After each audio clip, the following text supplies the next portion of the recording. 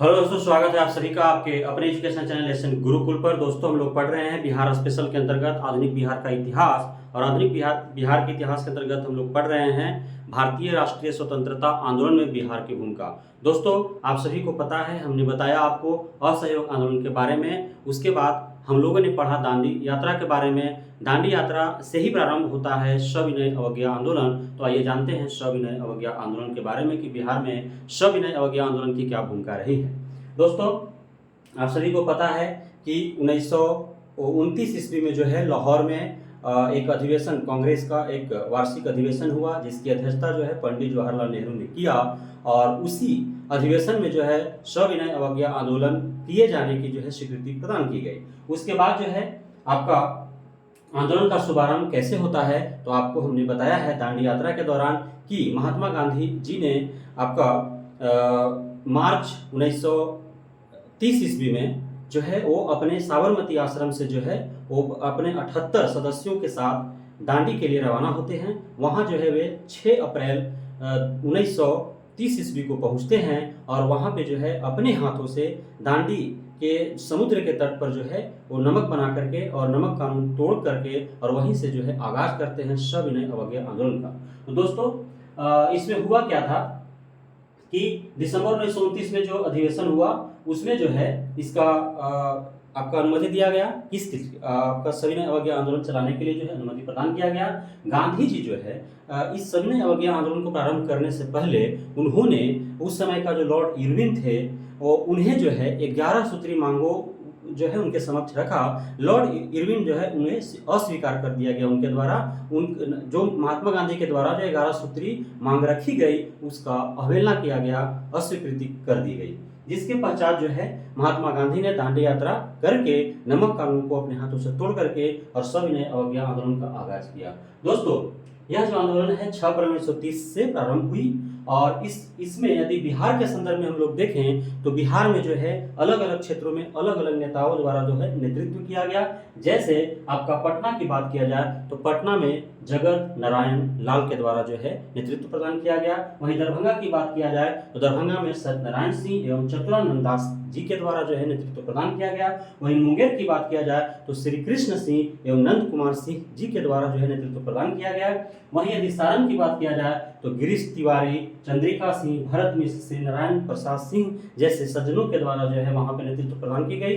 वहीं मुजफ्फरपुर की बात किया जाए तो रामदयालु सिंह, राम नंदन सिंह एवं कनकधारी प्रसाद ठाकुर जी के द्वारा जो है असहयोग आंदोलन का नेतृत्व प्रदान किया गया मुजफ्फरपुर में। तो अलग अलग जगहों पर जो है अलग अलग हमारे स्वतंत्रता सेनानियों के द्वारा, सत्याग्रहियों के द्वारा, आंदोलनकारियों के द्वारा, नेताओं के द्वारा जो है नेतृत्व प्रदान की गई है। दोस्तों, अब हम लोग बात करेंगे आगे कि एक और सविनय अवज्ञा आंदोलन जिस समय चल रहा था उस समय बिहार में एक और जो है आंदोलन चल रही थी जिसकी लोकप्रियता काफी बढ़ चुकी थी। वहाँ उस आंदोलन का नाम था चौकीदारी कर बंदी आंदोलन। और यह चौकीदारी कर बंदी आंदोलन जो है यह भागलपुर सहित अन्य जिलों में बहुत तेजी से इसका प्रसार हुआ था। और यह इतना लोकप्रिय हुआ, इतना इस प्रसारित हुआ और इतना तेजी के साथ जो है चौकीदारी कर बंदी आंदोलन को चलाया गया इतना तेज गति से कि जो है भागलपुर में ही से बात किया जाए तो वहाँ 130 चौकीदारों ने आंदोलनकारियों के डर से, विद्रोहियों के डर से जो है त्याग पत्र दे दिया। ये क्या था? चौकीदारी के नाम पर जो है टैक्स वसूला जाता था ब्रिटिश गवर्नमेंट के द्वारा और जिसके विरोध में जो है आंदोलनकारियों ने आंदोलन किया। और उसके बाद जो है जो भी चौकीदारी करते थे 130 चौकीदारी सिर्फ भागलपुर से जो है उन्होंने त्याग पत्र दे दिया था। वहीं अब जो है आंदोलन होगा, है ना, उससे जो है ब्रिटिश सरकार को परेशानी बढ़ेगी। तो उसके वजह से क्या करेगा? आंदोलन को दबाने के लिए उन लोग क्या कर सकता है? उन लोग जो है गिरफ्तारी करेगा। तो अब गिरफ्तारी का जो है बारी बारी से सभी नेताओं को जो है गिरफ्तार किया जाता है। 4 मई 1930 को बात किया जाए तो इस जो प्रणेता थे, जो सूत्रधार थे आपका सविनय अवज्ञा आंदोलन के, महात्मा गांधी जी, उनको जो है गिरफ्तार कर लिया जाता है। और उनके साथ साथ बिहार के बड़े बड़े सभी नेताओं को गिरफ्तार किया जाता है, चाहे वो श्री कृष्ण सिंह हो या फिर अनुग्रह नारायण सिंह हो, चाहे राजेंद्र प्रसाद हो, है ना, ब्रज बिसोन हो, सारे लोगों को जो है गिरफ्तार कर लिया जाता है। उसके बाद जो है 9 मई 1930 को बिहार कांग्रेस कमेटी ने अनुग्रह नारायण सिन्हा की अध्यक्षता में सविनय अवज्ञा आंदोलन को स्वीकृति प्रदान किया जाता है। छपरा जेल के कैदियों ने स्वदेशी वस्त्र की मांग किया। छपरा जेल की बात किया जाए तो वहां के जो कैदी थे उन्होंने कहा कि हम अपने देश का वस्त्र पहनेंगे, तुम अपने देश का दोगे तो हम नहीं पहनेंगे। और इस प्रकार जो है उन्होंने जब तक वस्त्र ब्रिटिश सरकार ने नहीं उन्हें प्रोवाइड किया स्वदेशी वस्त्र, तब तक जो है नंगा रहने का निर्णय लिया। अब इसे नंगा हड़ताल से भी जाना जाता है। तो आपका प्रश्न आएगा कि नंगा हड़ताल कब हुआ था? तो सविनय अवज्ञा आंदोलन के दौरान कहाँ हुआ था? तो छपरा में हुआ था। कौन किए थे? तो छपरा जेल के कैदियों के द्वारा किया गया था। वहीं आपका प्रश्न आएगा कि सविनय अवज्ञा आंदोलन के द्वारा एक और कौन सा आंदोलन जो है बहुत ज्यादा लोकप्रिय हुआ? तो वह है चौकीदारी कर बंदी आंदोलन। इन सारी बातों को आपको ध्यान में रखना है। 25 जनवरी 1931 को गांधी जी समेत अन्य नेताओं को जो है रिहा कर दिया जाता है। क्यों रिहा कर दिया जाता है? कि ये रिहाई से पहले जो है गोलमेज सम्मेलन हुआ था। आप सभी को पता है कि प्रथम गोलमेज सम्मेलन, द्वितीय गोलमेज सम्मेलन, तृतीय गोलमेज सम्मेलन, 3 जो है गोलमेज सम्मेलन हुआ था। और इसमें जो है द्वितीय गोलमेज सम्मेलन में कांग्रेस की तरफ से महात्मा गांधी भाग लिए थे और प्रथम और तृतीय में कांग्रेस की तरफ से कोई भी प्रतिनिधि भाग नहीं लिया था, जबकि भीमराव अम्बेडकर जो है प्रथम, द्वितीय, तृतीय तीनों गोलमेज सम्मेलन में उन्होंने भाग लिया था। तो इस पर आपको ध्यान देना है। तो इन्हें रिहा क्यों किया गया था? वही द्वितीय गोलमेज सम्मेलन में भाग लेने के लिए। तो द्वितीय गोलमेज सम्मेलन में जो है आपका कांग्रेस की तरफ से महात्मा गांधी जाते हैं, भाग लेते हैं।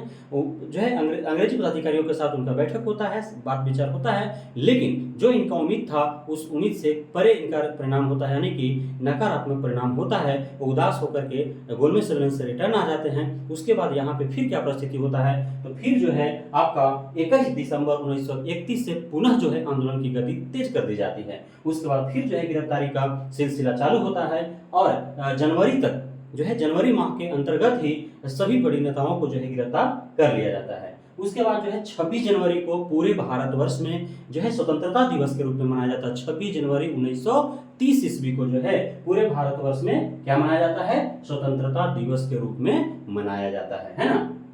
इन सारी बातों का आपको ध्यान में रखना है। 1932 में ब्रिटिश प्रधानमंत्री मैकडोनाल्ड के द्वारा पास किए गए सांप्रदायिक पंचाट को पुनः पैक्ट अर्थात जो सांप्रदायिक मतलब जो गोलमेज सम्मेलन में क्यों जा रहे थे बार बार डॉक्टर भीमराव अम्बेडकर? तो वे अपने जो है वर्ग के लिए अलग पृथक जो है राज्य की मांग कर रहे थे, पृथक निर्वाचन मंडल की मांग कर रहे थे और उसे मान लिया गया था, क्योंकि अंग्रेजों की नीति थी फूट डालो और शासन करो, तो उनका मान लिया गया था। लेकिन महात्मा गांधी नहीं चाहते थे कि इस तरह से पृथक निर्वाचन मंडल हो, तो उसको लेकर के जो है महात्मा गांधी ने विरोध किया। और विरोध करने के बाद जो है भीमराव अम्बेडकर और महात्मा गांधी के बीच में पूना में एक बैठक हुई, समझौता हुआ, जिसी को पूना पैक्ट से नाम से जाना जाता है। उसके बाद जो है जो सांप्रदायिक पंचाट था उसको वापस ले लिया जाता है ना। उसके बाद जो है धीरे धीरे क्या होता है, सविनय अवज्ञा आंदोलन की गति बहुत ही मध्यम हो जाती है। आपका मध्य 1932 तक और अंततः 18 मई 1932 को जो है कांग्रेस कमेटी ने आंदोलन स्थगित करने का निर्णय लेता है। और इस प्रकार बिहार में जो है आपका सविनय अवज्ञा आंदोलन कब 18 मई 1932 को स्थगित कर दिया जाता है। तो ये मुख्य बातें थी। इसमें गांधी इरविन जो है गांधी इरविन समझौता भी हुआ था। कब? जब आपका रिहा कर दिया गया था, है ना। 5 मार्च 1931 को जब रिहा हुए तो उसके बाद जो है इरविन के साथ बात हुआ और उसको जो है गांधी इरविन समझौता कहा जाता है। और इरविन ने जो है इन्हें न्योता दिया क्या कि आप द्वितीय गोलमेज सम्मेलन में जो है कांग्रेस की तरफ से भाग ले, उन्होंने भाग लिया था। तो इस प्रकार जो है आपको इन बातों को ध्यान में रखना है। तो फिर मिलते हैं अगली कक्षा में, तब तक के लिए धन्यवाद।